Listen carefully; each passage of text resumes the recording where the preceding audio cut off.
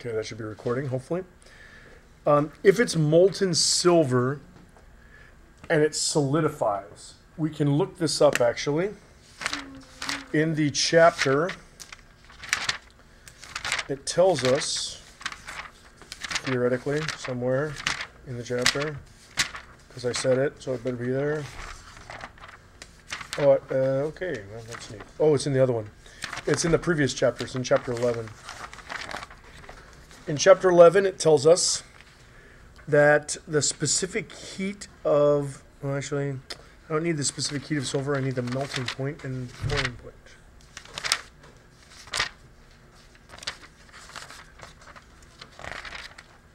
Poopy heads. I'll just look it up. Okay, so if I go here and look up,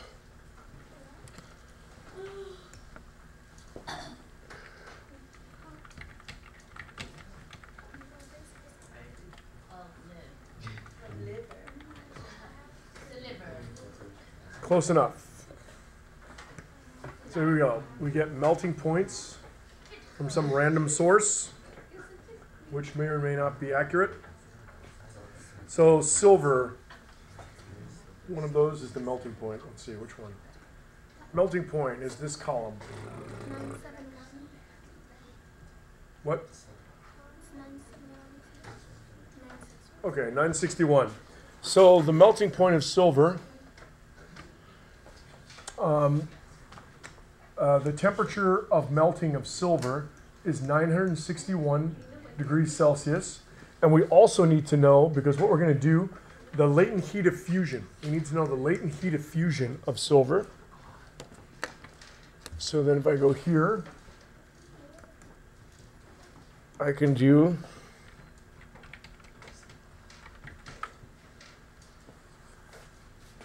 metals and latent heat of fusion. And we go down here. Oh, wait, what are these two columns? Latent heat of fusion, kilojoules per kilogram. That's what we need. And there's silver, and it is 111,000 joules per kilogram. So it's 1.11 times 10 to the 5th joules per kilogram. So we need those two. Because Q, when silver freezes, like in order to melt an ice cube, you have to add heat to it, right?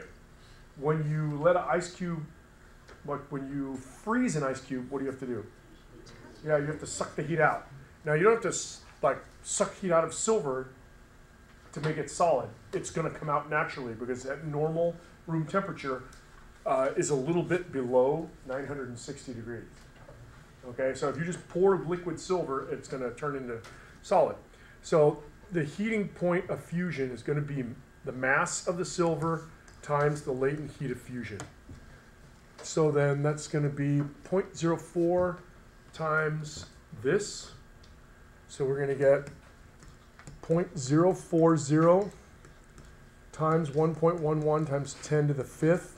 And all of this occurs at what temperature? 960. Yeah, except we have to have a Kelvin. So add 273 to this, and you get 1334. No, 1234.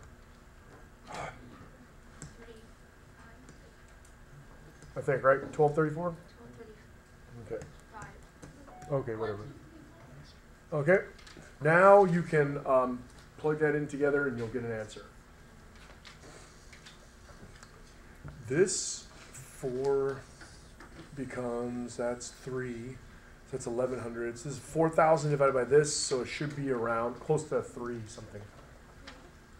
What does it come out? 3.4?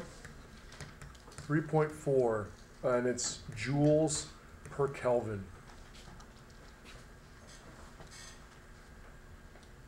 So that is it. And then the question says, is the final state of silver more or less disordered? Briefly explain how you calculated, or how your calculation tells you that. Well, is this more or less, is solid more or less disordered than a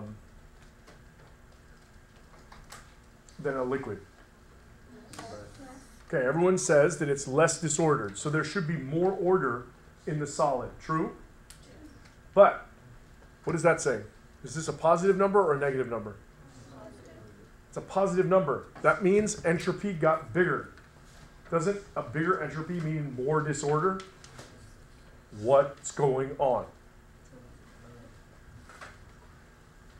Because you just said, and it makes sense, that a solid is more ordered than a liquid. So, ergo, it should have been that our entropy went down, right? So entropy should have been negative because we made something more ordered. But our calculation says that our entropy got bigger.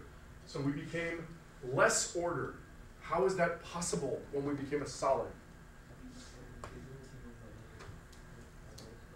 What's that, Alan?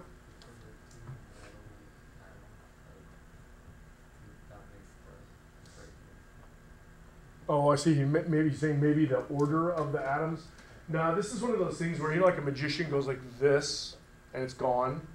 And they go, haha, where is it? It's in like the other hand, right? Like they go, oh, I have a ball. I put it in here. And when they do this, they have it in this hand. And then they go, and they do. Why do you think they do that with their fingers? It's so you'll look at this. So you don't see that they have something in this hand when they go like that. Same thing here. What did they have you calculate? The entropy, right? For the melting, or for the solidifying liquid. So what are they getting you to concentrate on? The solidifying silver. What happened to all the heat in the silver? Yeah, it flew off into the air. And now what happens to all that air that gets hot? It becomes more chaotic. So when you look at this, if you just focus...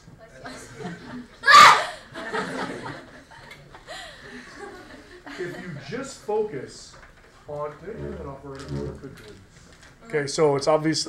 The answer is like, yeah, okay, well, I'm going to... Yeah, I guess I'll say it. If you just focus on the silver, it doesn't make any sense. But if you focus on the silver/air system, right, then it makes sense. Because even though the silver became slightly more ordered, okay, think about how much of a difference was there in the volume of molten silver to solid silver. There's almost no difference, right? You pour it into a mold, the mold solidifies, it's the same shape. So there's no difference in size. So all of that heat was packed into this really tiny space in the liquid. But once it solidified, where did all that heat go? Whoosh, out into the air around it, making a much larger volume of stuff disordered. And that's why this is positive. Because that heat did a lot of work in making other stuff disordered. All right.